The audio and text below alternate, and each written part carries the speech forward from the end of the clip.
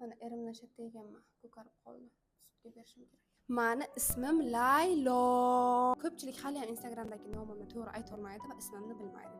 Давайте bugun Instagramdagi nomimni nimaga shunaqa qo'yganimni va ismimni sizlarga tushuntirib bersam. Instagramdagi nickname'im Zeliliya. Zeliliya. Issiqda umuman ko'p makiyaj qilish yoqmaydi, shuning uchun yo'q makiyaj qilamiz. Nimaga Zeliliya? Ko'pchilik shu Zeliliyani hali ham Txeliliya deb o'qiydimi nima? Men o'ylayman, что 21-asrda mana shu Z'ni o'qib bilmaydigan odam bo'lmasa kerak. Ismimning ma'nosi, ya'ni Layloning ma'nosi Liliya gulini beradi. Nega aynan bunaqa qo'yganimning yana bir eng katta sababi, inshaalloh bu mening mechitalarimdan biri, ya'ni orzularimdan biri, niyatlarimdan biri sekin-sekin bu amalga oshyapti. Zeliliya bu brend. Magazinim bor, Agassi. Nimaga Agassi? Chunki bu filial qilib ochilganligi uchun. Zeliliya kosmetolog. Уже bitta niyatim amalga oshgan. Ya'ni kosmetologicheskiy studiyam bor mana.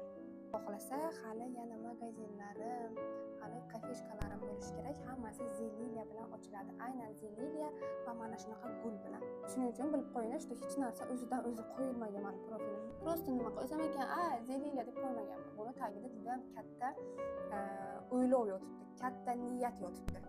Shularni sekin-sekin amalga oshirmoqchiman. Shuning uchun iltimos menga aytmanglar, что Instagramdagi noming qiyin, seni eslab qolishlari qiyin bo'ladi deb. Mayli, meni eslab qolishlari qiyin bo'lsin, shunda hech qachon eslardan chiqmayman. Bu Instagramdagi nickname'ni, ya'ni Zeliliyani men juda ham katta brendga aylantirishim kerak. Endi formamni almashtirib chiqamiz. Tada! Men ishga tayyorman. Sizlar esa videoni ko'rib, like bosib qo'yinglar. Hozircha sizga ham пока.